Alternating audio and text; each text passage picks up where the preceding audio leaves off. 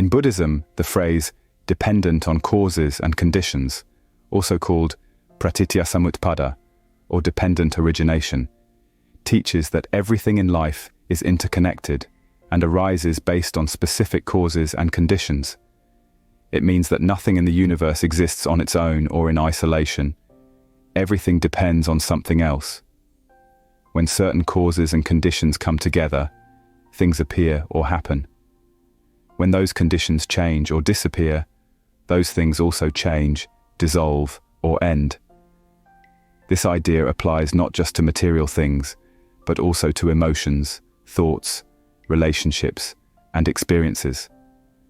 This teaching helps us better understand how life works, especially how suffering arises, and how we can reduce it. A helpful way to understand this concept is through the example of a plant growing. A plant doesn't grow in a vacuum. It requires soil, water, air, sunlight, and time.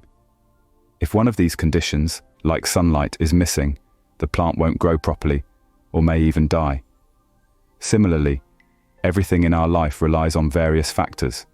For example, a friendship forms because of shared interests, time spent together, trust, and kindness. If these conditions change, the friendship may fade. This shows that everything in life is temporary and dependent on changing factors. One of the key teachings of the Buddha is that suffering arises from causes and conditions. In simple terms, suffering is not random or caused by fate, but happens because certain factors are present. For example, we often suffer because of attachment, desires, or ignorance. When we cling to something, like a relationship, a material object, or a life situation, we experience stress or sadness if things don't go as we expected. This is because we mistakenly believe that things will stay the same, but in reality, everything is always changing. Once we understand that everything is dependent on causes and conditions, it becomes easier to let go and stop clinging to things that are bound to change. The Buddha also explained this process through the 12 links of dependent origination, paticca samuppada.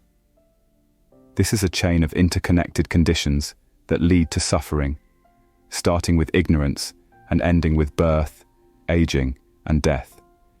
Each link depends on the one before it, showing that our suffering arises step by step from misunderstanding the nature of reality.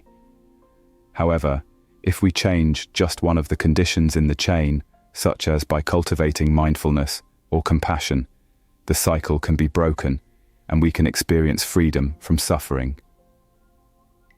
In Buddhism, emotions are not seen as fixed or permanent states. Instead, they are understood to arise and dissolve based on causes and conditions. Just like plants grow with the right mix of sunlight, water, and soil, emotions like anger, joy, sadness, or peace arise when certain mental, physical, or external conditions come together. If these conditions change, the emotions will also shift. This understanding helps us realize that emotions are not intrinsic parts of who we are. They are temporary experiences that depend on various factors. Recognizing this truth can empower us to respond wisely to our emotions instead of being controlled by them. Take anger as an example. Anger doesn't just appear out of nowhere, it emerges because of a set of underlying causes. Maybe someone said something hurtful, or you were already feeling tired, stressed, or frustrated. These factors come together, creating the right condition for anger to arise. If just one of these factors were different, for example, if you were well rested, you might have reacted more calmly to the situation. This shows that emotions are dependent on multiple conditions, such as our physical state, environment, and thoughts. Similarly, positive emotions like joy or happiness also arise due to causes. A beautiful sunset, a kind word from a friend, or a pleasant memory can trigger happiness. But since these emotions depend on external and internal conditions, they are also impermanent.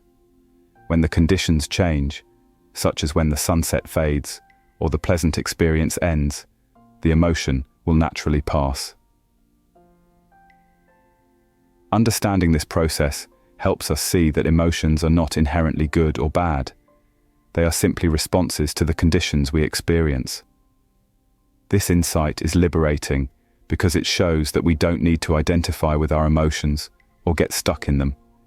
Instead, we can observe them as passing experiences, knowing that they will eventually change. In Buddhism, one of the root causes of suffering is ignorance, the misunderstanding of reality. Often, we react to our emotions without recognizing their true nature. For example, when we feel sad or anxious, we might think, "I am sad," or "I am anxious," believing that these emotions define us. However, from the Buddhist perspective, these emotions are just temporary states that arise based on conditions, not permanent parts of our identity. This ignorance can lead to attachment or aversion. We might try to cling to pleasant emotions, hoping they will last forever, or resist unpleasant ones, wishing they would go away immediately. Both responses create suffering because they ignore the fact that all emotions, like everything else in life, are impermanent. When we understand that emotions depend on changing conditions, we can let go of attachment and aversion and learn to flow with life's natural rhythms. Mindfulness is a powerful tool for understanding emotions through their causes and conditions. Instead of getting lost in an emotion, mindfulness allows us to observe it from a distance. For example, when anger arises, we can pause and reflect. What are the conditions causing this anger? Maybe it's a mix of feeling hungry, misunderstood, or overwhelmed. By naming and recognizing these conditions, we become more aware of how the emotion developed. Through mindful observation, we realize that emotions are like clouds passing through the sky. They arise, stay for a while, and then disappear. We don't have to fight them or act on them immediately. This practice teaches us that emotions, no matter how intense, are temporary and will change as conditions shift. Over time, mindfulness helps us develop greater emotional resilience. We no longer get swept away by every emotion, but learn to sit with them, observing them calmly and compassionately. This awareness allows us to respond skillfully rather than reacting impulsively, which reduces suffering for ourselves and others. Just as negative emotions arise from certain causes and conditions, we can also cultivate positive emotions by creating the right conditions. For example, practicing gratitude, kindness, or meditation can foster a sense of peace and happiness. Building healthy relationships, spending time in nature, or engaging in meaningful activities creates the conditions for joy and contentment to arise naturally. In Buddhism, this intentional cultivation of positive emotions is part of mental training. We are encouraged to develop qualities like loving kindness, metta, and compassion, karuna, which help create conditions for inner peace and harmony. These emotions are not forced, but arise naturally when we nurture the right environment for them to grow. However, just like negative emotions, positive ones are also impermanent. This is not a cause for disappointment, but a reminder to enjoy them while they last and let them go when they pass. Accepting the changing nature of all emotions helps us stay balanced and prevents us from clinging to fleeting pleasures. Once we understand that emotions arise based on causes and conditions, we can respond to them with wisdom and compassion, both for ourselves and others. When we feel a difficult emotion like sadness or anxiety, we can treat ourselves with kindness instead of self-judgment. We might say, "It's okay to feel this way right now. These feelings will pass." This compassionate response creates a supportive condition for healing and growth. Similarly, when we encounter someone else's anger or sadness, we can respond with understanding rather than frustration. We recognize that their emotions are also a result of conditions beyond their control. Maybe they had a hard day, or are dealing with personal struggles. This understanding helps us respond with empathy, rather than reacting defensively. The ultimate goal in Buddhism is not to eliminate emotions, but to develop freedom from emotional suffering by seeing emotions for what they truly are: temporary states arising from causes and conditions. When we stop identifying with our emotions and stop clinging to them, we experience a sense of inner freedom. We no longer need to push away difficult emotions or hold on to pleasant ones. Instead, we can accept all emotions with equanimity, knowing that they will pass. This freedom is part of the path toward enlightenment, nirvana, where the mind is no longer bound by cravings, aversions, or delusions. By fully understanding the nature of emotions and their dependence on changing conditions, we can live with greater peace, clarity, and compassion.